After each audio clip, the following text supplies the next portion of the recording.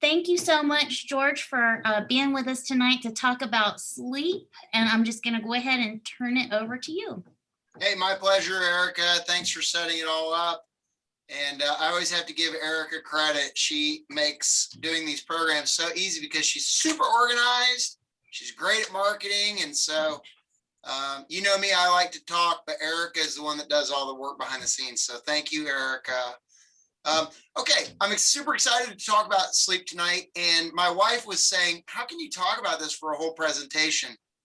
Let me tell you, this is a really complicated subject.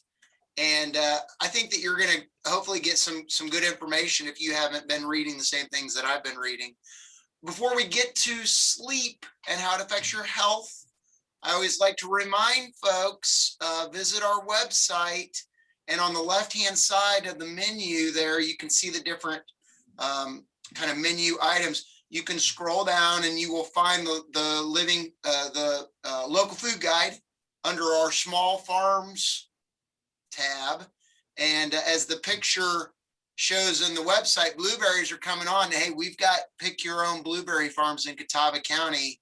And I'm sure those blueberries will be ready for picking within just a matter of weeks. So check out the local food guide.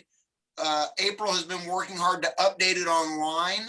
So we're about to print the 2021 local food guide, and we can put it in your hand, and we can also put it on your mobile phone. So check it out. Farmers markets are really starting to pick up steam. So I hope you've had a chance to visit. And of course, in that local food guide, you'll see all the great folks that you can form a relationship with and get food from. The other thing, if you're not aware of it, April Vigard, our local food agent, has set the dates for her local food cooking class. And there they are right there. You can visit her website and see more. You have to register a little bit ahead of time. So check it out or contact April for more information.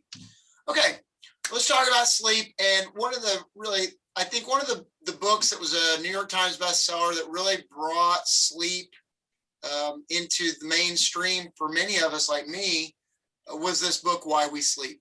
And before I had listened to this book, because I like to listen to audiobooks, I figured sleep was important, but I always had thought that if I fell short during the week, I could catch up on the weekend or I could power through it.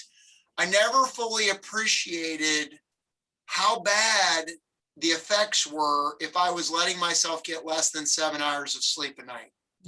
And that's the very first thing I'll say, and you'll hear this throughout the talk. Really, we center down, Dr. Walker will tell you in the book, somewhere between 7 to 9 hours of sleep. In different sources, definitely 7 hours. Most folks don't have a problem sleeping more than 8 hours. I will say there is some evidence that sleeping more than 8 hours may or may not be detrimental, just slightly. But it seems that 7 to 8 hours primarily is that sweet spot. The problems start occurring for less than 7 hours. So if you're one of those folks getting 6 hours or less, this talk is for you because the effects on your brain are tremendous. And so I really want to motivate you to change your habits, get more than 6 hours, get up to 7 hours. And I'm going to give you some tips about how to do that.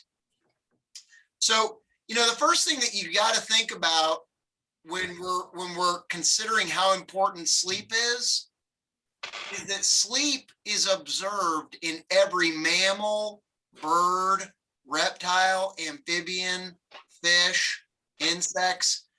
It's different across the organisms, right? There's many animals that sleep with their eyes open.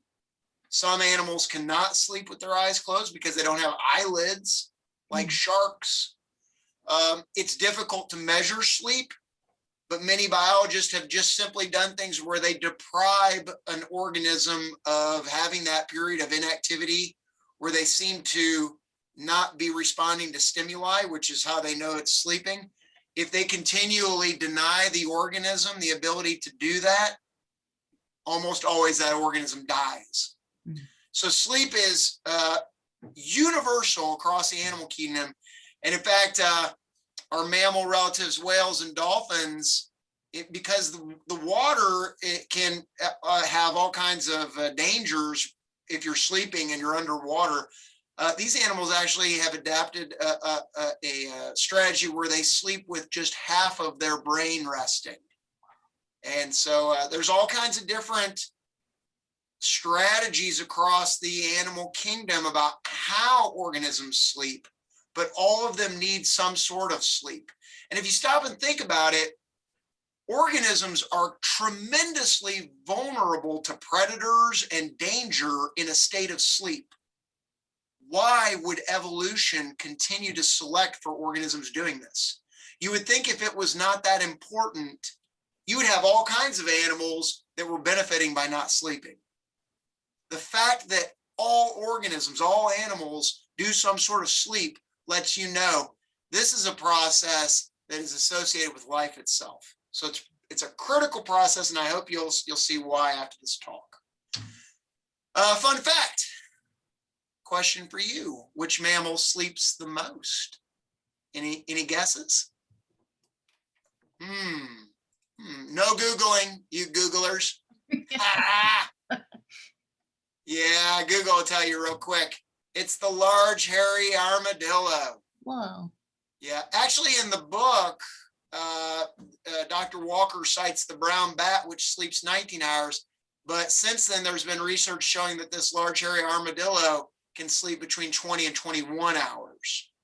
So, yeah, these guys really saw off the log. Some of us might be a little bit envious. I don't know. That seems like a lot of sleeping. But, you know, all of us do that sleep. And, you know, it's been, and it still is, a bit of a mystery when we think about what's really happening in sleep. And, you know, for the most part, there are still more questions than answers. If any of you have a Fitbit or other type of monitor, you probably have seen these types of graphics that show you what types of brain waves that they're trying to estimate based on your device. And those different stages, the rapid eye movement, the REM sleep, and then light and deep sleep, each have their importance.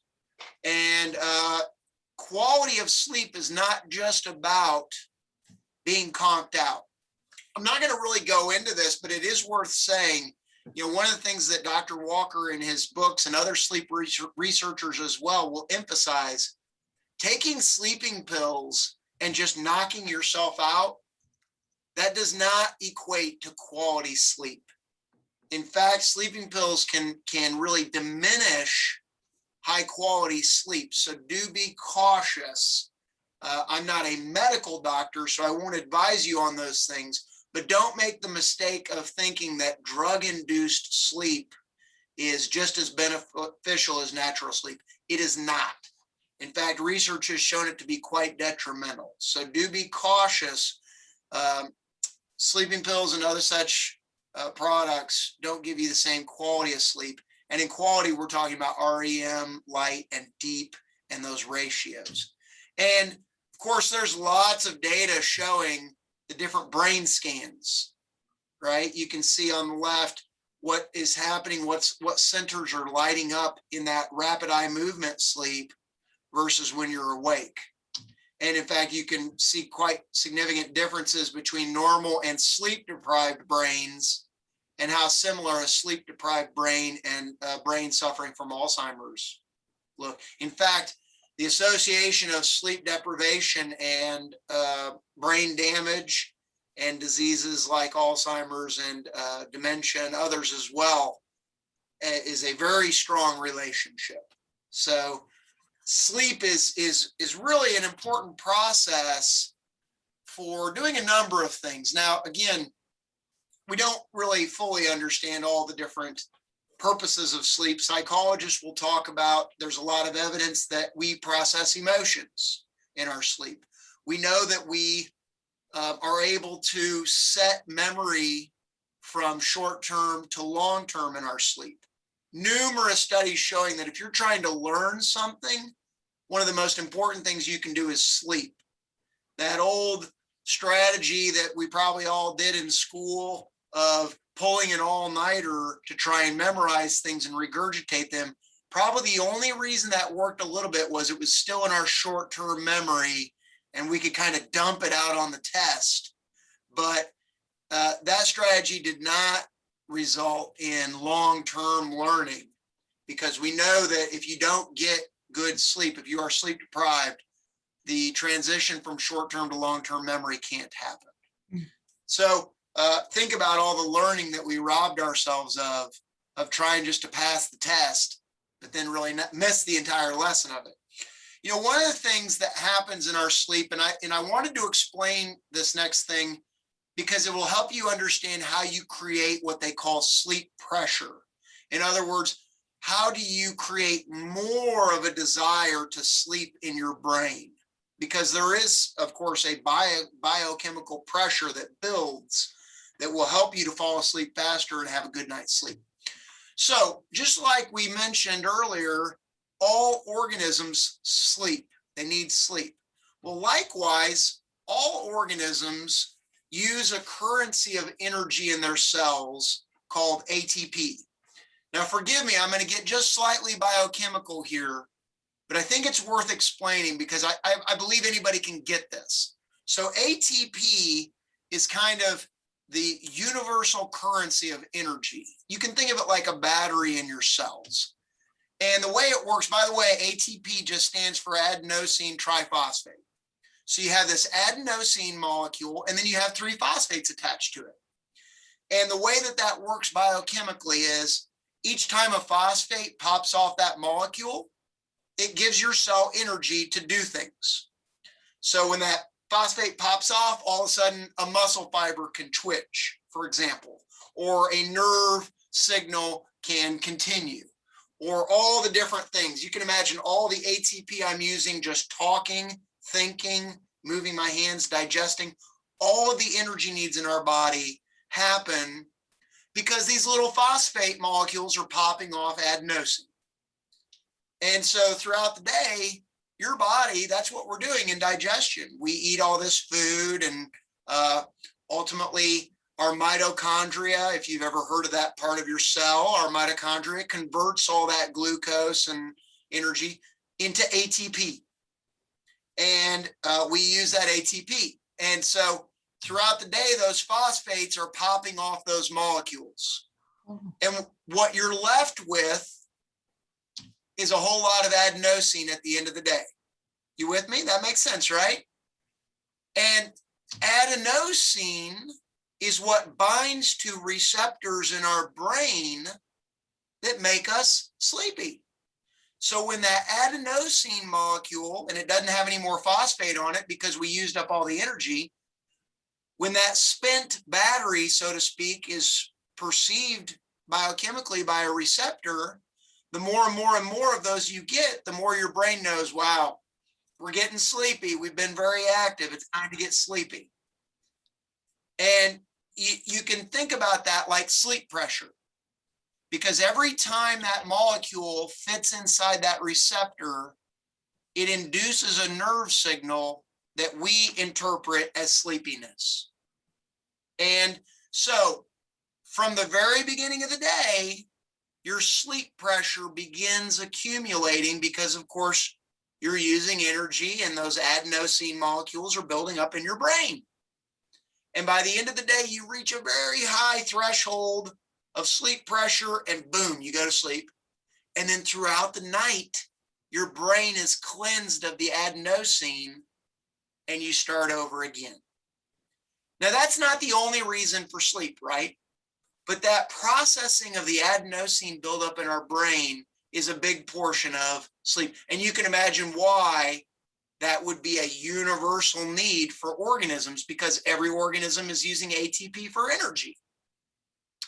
So here's something, and you might, you know me, I like to tell you interesting things about science and biochemistry, but I also want to tell you in a way to where you can apply that knowledge. And so the question should be rising in your mind, how can I use that to help me to sleep better?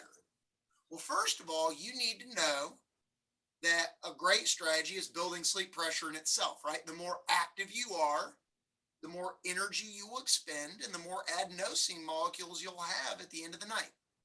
So you can see right there the biochemical reason why daytime activity is going to make you sleepier.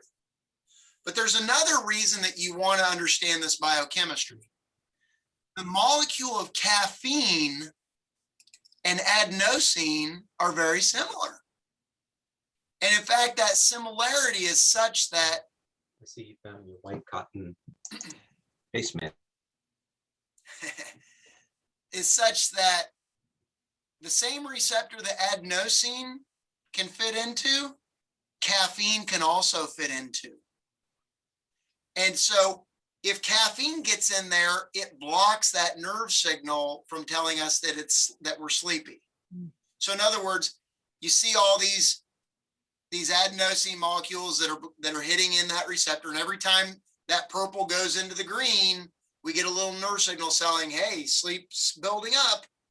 But if instead caffeine blocks adenosine, then we don't get sleepy.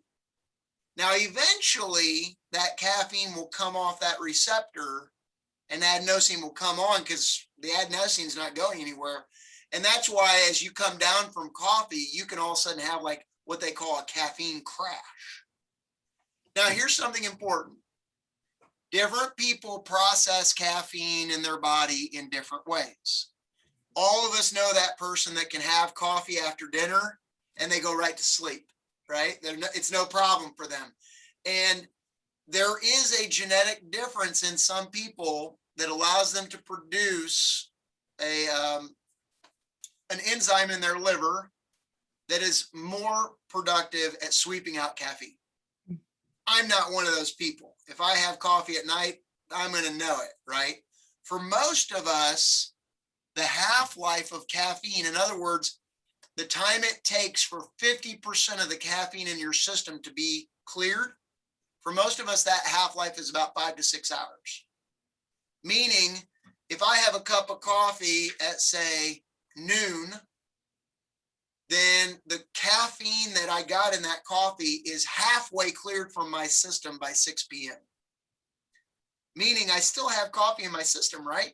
You can see, in fact, 12 hours later, midnight, really, I still have 25% of the coffee, that the caffeine from the coffee I drank at noon. So here's the bottom line. If you're having trouble with getting enough sleep pressure, it may be because you're consuming caffeine and it's blocking some of those adenosine. For me, I know very well, as long as I have coffee before noon and no later than noon, it doesn't really affect me. I have enough of an adenosine buildup in my brain. Even if caffeine's blocking some of those receptors, still I get enough of a sleep pressure that I can go to sleep no problem. But however, if I have a cup of coffee at 2 p.m. or 3 p.m., I'm probably not going to sleep so well. And again, that difference is the enzymes in your liver that allow you to sweep out caffeine. Here's something to consider. As you get older, your ability to process caffeine may be diminishing. And so you may become more and more sensitive to caffeine. So it may be, for example, somebody like me, I might be thinking, oh, it's always been that I can have coffee at noon and I'm good. Well, maybe after a few years, that's not the case. Maybe I better have my last cup of coffee by 10 a.m. Because certainly, my ability to sweep out caffeine may be declining with age. Okay, so sleep deprivation, what is it really doing? I mean, the amount of damage to different tissue systems through sleep deprivation is almost innumerable. There are a number of different things that are happening, including dramatically reduced immune system function, increased risk of type 2 diabetes, heart disease, you name it. The list of well-tested, well-confirmed effects from sleep deprivation, it's very well established. There's not a doubt in our mind. And you can imagine, think about, for example, the large body of workers that do third shift, right? Well, you can just think about the treasure trove of data that sleep researchers can get from that population. We know very well that folks that work third shifts do not live as long as other people. That definitely takes years off of your life. The effect on your immune system is of significant interest, although we're coming out of a pandemic. I don't think that we talked enough about all the things that we can do to boost our immune system, one of which being sleep. And the decline, for example, in your natural T cell, those killer cells that fight infection, in some cases, that's a 70% decline. I'm sure you're well aware that drowsy driving is a pretty significant problem. By some reports, there's more death by drowsy driving than there are DUI and drug-induced accidents combined. I see different stats out there. It really just depends on how you look at it. But one significant stat that I saw from the Foundation for Traffic Safety, researchers show that by simply being deprived of 1 to 2 hours of sleep, you double your risk of a car crash. And, how many times do we take a road trip and we get up at 4 a.m. because we want to get driving early, right? You've doubled your risk. And in fact, will put you into a similar category. If you miss 2 or 3 hours of sleep, it puts you into the same category as if you were driving legally drunk. And for the really risky drivers, those that would sleep for less than 4 hours in a 24-hour period, they are 12 times more likely to crash. So the safety factor in driving accidents it's well established. I don't think that's a surprise to anybody, but just think about it. 1 or 2 hours only can make such a significant difference.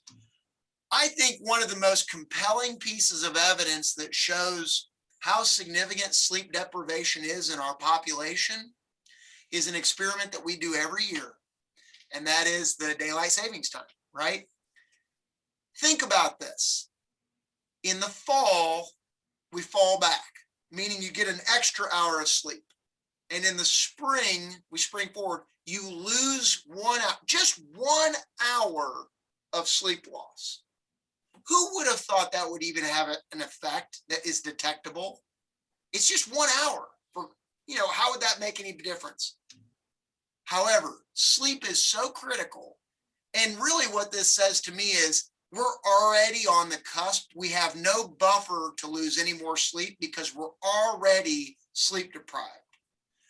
We are so sleep deprived that every year, the Monday following that spring forward daylight savings, heart attacks increase by 24%. And it's really easy to see the data. You can look at every single Monday through the year, and there's a steady average. And then that Monday after we lose just 1 hour, heart attacks bump up by 24%. What's even more compelling that that's not just an anomaly in the data, when we get that hour of sleep back in the fall, heart attacks go down by 21% that following Monday. It's that important. I like this data set because, quite frankly, before I saw any of this, I just figured, hey, 1 or 2 hours that I lost, who cares, right? No big deal. I catch it up on the weekend. That is not true. The effect on your body is immediate. And I don't really show this on slides, so I'll say it here. You cannot catch up on the weekend. There's been lots of studies on this. You can't fix the sleep deprivation that you had during the week. If you're only sleeping 6 hours a day during the week, and then you try to sleep 10 hours on the weekend, that does not fix it.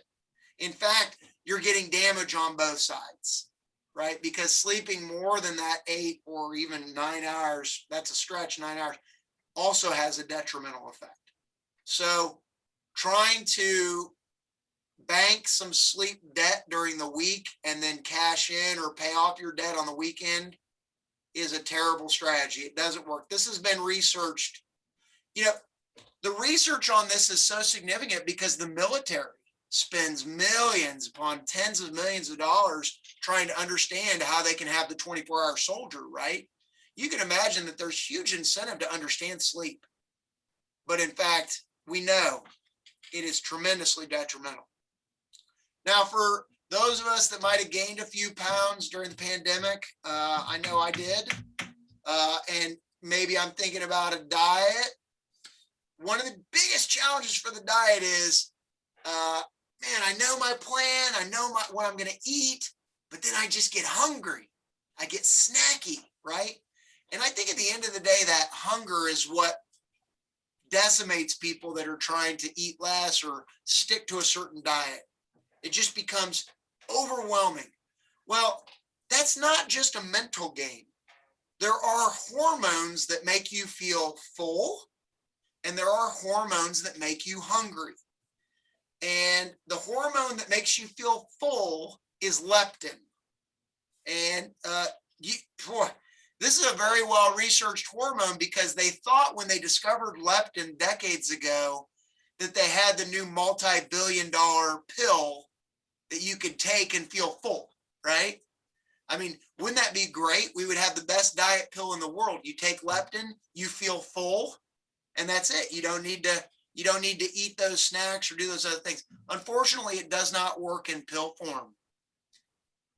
Up to the current date, there has not been a successful leptin-based diet pill that truly made people feel full. So you kind of have to produce your own leptin. Here's the other part. Ghrelin is the counterpart to leptin. Ghrelin makes you hungry.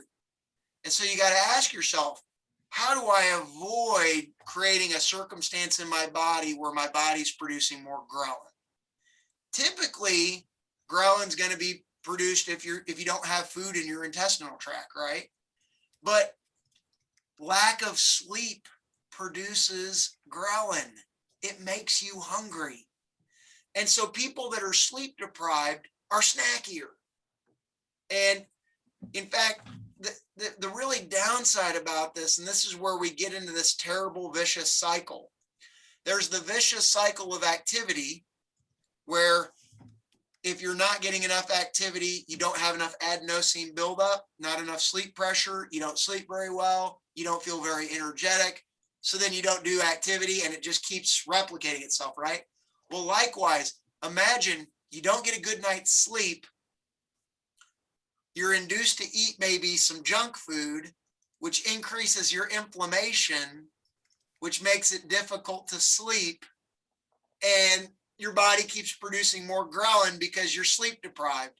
And that becomes another vicious cycle.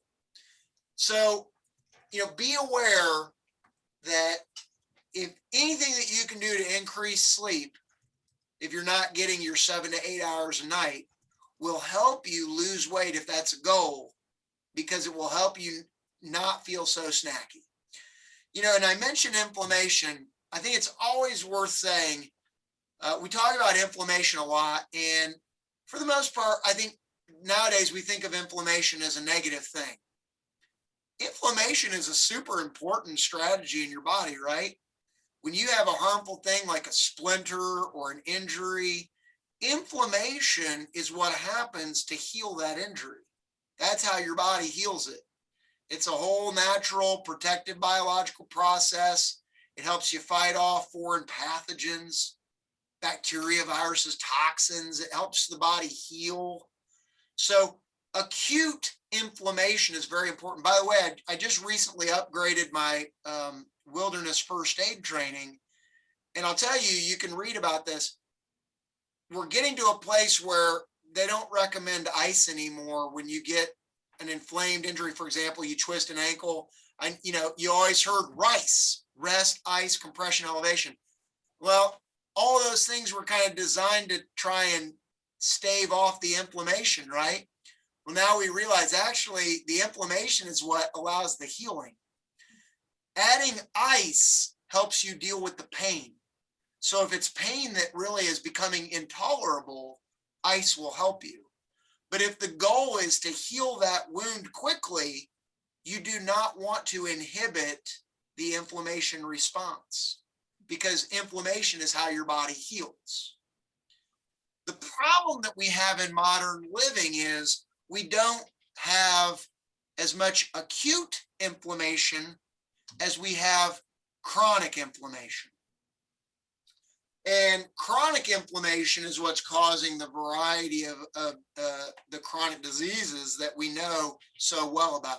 You know, for example, in our previous talk, keep in mind, remember that slide where I showed you the inside of a blood vessel and what happens when you have excess sugar in your blood vessels scratching the inside of that blood vessel. Think of it like that, those tiny little cuts. That's why you get inflammation all along your blood vessel. And that's why cardiac disease is associated with diabetes and, of course, just sugar intake, right? So, you know, we don't oftentimes make that connection between sugar, junk food, and inflammation, but really that's what's happening, right? Likewise, sleep deprivation is pumping up inflammation. And of course, the more pumped up your inflammation, the harder it is to sleep, unfortunately. You know, really, the more we get into the story behind inflammation, most folks are really starting to see this as the base of what's killing us. When you think about all the diseases of modern living, you know, the major causes, just go through that list of what happens to a human body that is under chronic inflammation. It's very significant, right? And all the different causes that might be adding to an inflamed body. Inadequate sleep is on that list.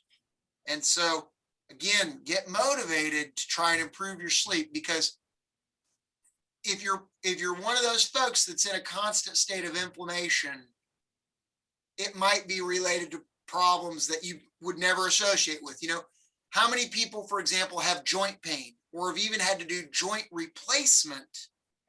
Would they ever associate that with not getting enough sleep? But in fact, it may be one of several factors playing that role. A lot of times we just figure, oh, I maybe injured it somehow, or I just, bad luck for me.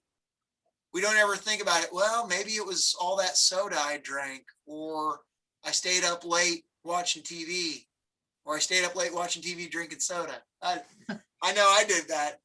That's my teenage years, right? But it really does have this effect. And so, all right, enough about that. Let's shift into some strategies, a few more strategies as well. So that inner clock, all organisms have that inner clock. Believe it or not, all tissue, biological tissue, so throughout your body, it's not just one place in your body that keeps track of time. Your various organs have the ability to keep track of time. And that is known as the circadian rhythm. This seems to be universal across biology, plants, animals, you name it. For us, there's several regulators of circadian rhythm, but a big one is melatonin. And I'm sure you've heard of melatonin before. The quick and dirty explanation about melatonin is light is what either inhibits or stimulates melatonin. And so if it's getting dark outside, like the scene on the right, you no longer have light coming in through your eyeballs. And by the way, you have light receptors all throughout your body, your ears, your skin. All those light receptors, when they're no longer perceiving light, they will up the production of melatonin in your body.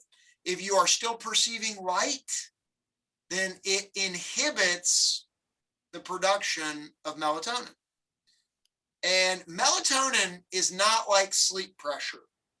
Melatonin is kind of, imagine that when you're going to sleep, it's like you're on the starting line for a race. And the race is going to hopefully last 7 to 8 hours of sleep. Melatonin is like the start gun. So melatonin definitely helps you get to sleep, but it doesn't work the same way as adenosine. But having a solid start time dramatically helps you to go to sleep with the aid of melatonin. So, of course, you probably knew I was going this way, right? our devices simulate light. And so for those of us that may be looking at devices in bed, or even worse, you have a TV in your bedroom, you're destroying your melatonin while you watch that screen.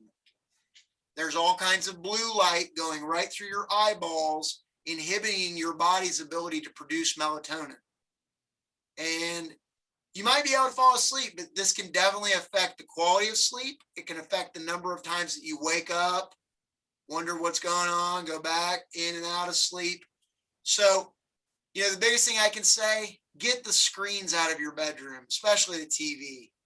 I have failed to convince my parents to get the TV out of their bedroom, but if you are on the border of removing a television from your bedroom, I highly recommend it. And research has shown that all kinds of good things happen when you pull that TV out of your bedroom, not just with sleep aid, but I won't go into that. All right, so sleep strategies, right? What are they? How can you utilize some of this information to improve sleep? So as before we end this talk, I've got 5 sleep hacks for you. All right. Sleep hack number 1, make a sleep routine.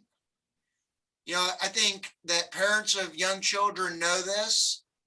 Got to put that kid to bed at the same hour if you want to start to build that routine, but there's a reason for that. I think a lot of times we think, oh, it's a psychological thing. No, it's the circadian rhythm in our bodies. And so by having a continual routine where you go to bed at a normal hour, and hopefully at an hour where it's dark, at least dark in your bedroom or in your sleeping place, it will make it much easier for you. Your peak levels of melatonin will often happen into the night. And so if it's gotten dark, melatonin secretion will begin at 9 p.m. Now, this really depends on the sunlight, right? So in this scenario, it's getting dark by 7. But right now, as the summer is increasing, if you like to try to go to bed by 8:30 or 9, it might still be a little light out. For folks in northern latitudes, they have to have blackout curtains and good strategy in order to get it dark in the room. And so, we encourage that as well. That's always a part of sleep strategies. Get that routine and get the light out of the bedroom. Blackout curtains, have folks turn off the lights, whatever you can do to get that routine and get that melatonin going. Sleep hack number 2, it's not just caffeine, but nicotine, and this is a surprising one for me, alcohol. I'll tell you, I used to regularly enjoy a cold beer, maybe 2 cold beers in the evening. And when I read the research on this, it's been a couple years back, when I read the research about how alcohol inhibits your rapid eye movement sleep and the importance of that rapid eye movement sleep for several neurological functionings, I stopped. I will enjoy a cold beer. There's no doubt about that, but I don't do it around bedtime. I know for my body, I need a few hours to process it. So during the week, it's basically out. And on the weekend, I might have a cold beer at like 5. But I don't have that cold beer at 8 and then go to bed at 9. Well, there's exceptions, right? I don't live by ironclad rules. Sometimes you have a beer with a buddy and you go to bed, or there's a special occasion. Hey, what's the big deal? I wouldn't make it a routine. If you're thinking about strategies to improve your sleep and improve the quality of your sleep, try to reduce the alcohol. And of course, like I say, tobacco and coffee. Now, coffee, we always think about as that caffeine producer, but there's a lot of different sources of caffeine. Chocolate, you probably guessed energy drinks, right? Soda, both regular and diet, will have caffeine. Coffee flavored ice cream, that will have caffeine. By the way, decaf coffee has caffeine. It just has less. But if you're sensitive to caffeine, I've got news for you. Decaf coffee does have caffeine. In some cases, it can be just 20% or 30% of brewed coffee, but it still has caffeine. So do be aware of that.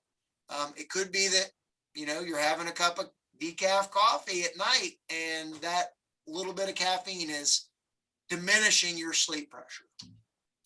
Okay, sleep hack number 3. Take a hot bath or shower before bed to cool off. You might be thinking, wait a minute, what? Hot to cool off. That's right. The ideal temperature for sleeping is 65 degrees. And if you're too hot, then, well, 65 degrees is not the temperature of your body, right? We're talking about your ambient temperature. But if you're too hot, it will inhibit your ability to sleep. Everybody's probably felt that, right? I know I have. If you take a hot shower or bath, what happens is you vasodilate your skin and body. In other words, you make your blood vessels come to the surface as your body is struggling to cool off in that hot water. When you get out of that hot water, it allows you to dissipate heat very quickly from your body. So your body temperature will drop down quite a bit. Now, I must admit, a cold shower also helps me cool off at night, but it does cause vasoconstriction. And so, for example, if I've been exercising a lot and then I try to cool off with that cool shower, man, I'm gonna have to really drop my body temperature with a lot of cold water to do that. So do consider, if you like to do your exercise routine, don't be too close to the evening. Not only is it going to activate some adrenaline and other hormones that are going to inhibit your sleep, but it's going to raise your body temperature and make it hard to cool off. Okay, sleep hack number 4, get active. Build up that adenosine, right? Think about that molecule that creates the sleep pressure. And really, that molecule is all about activity. So if you're not doing this already, it is, of all the health things we talk about, if you had to start in one place, walking 30 minutes a day or some activity. But I got to tell you, walking is a good one. And, you know, get up to 30 minutes a day if you're not there already. It will induce all the other changes that you want. And number 5, get 30 minutes of sun in the morning and then avoid that light at night. That's my 5th hack to you. Avoid that light at night. Remember, light is inhibiting your ability to produce melatonin. And if you don't have melatonin, you're not going to get a good start to your sleep. So really what I mean by hack number 5 is get your devices out of bed. Don't lay in bed looking at your phone and really think about getting the TV out of your room. It is inhibiting your ability to get a good night's sleep. And I hope with this talk you realize not getting a good night's sleep is shortening your life, and it is increasing your chance to get serious diseases. And quite frankly, it's going to depress your mood as well. Your quality of life is going to be less if you're not getting the sleep you need. All right, so before we end, take a look at that local food guide and check out those local food cooking classes. We want to see you there. It's a great way to get healthy and have fun and get some community as well.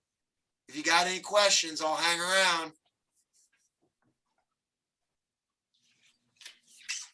I don't see any questions in the chat. And I am going to go ahead and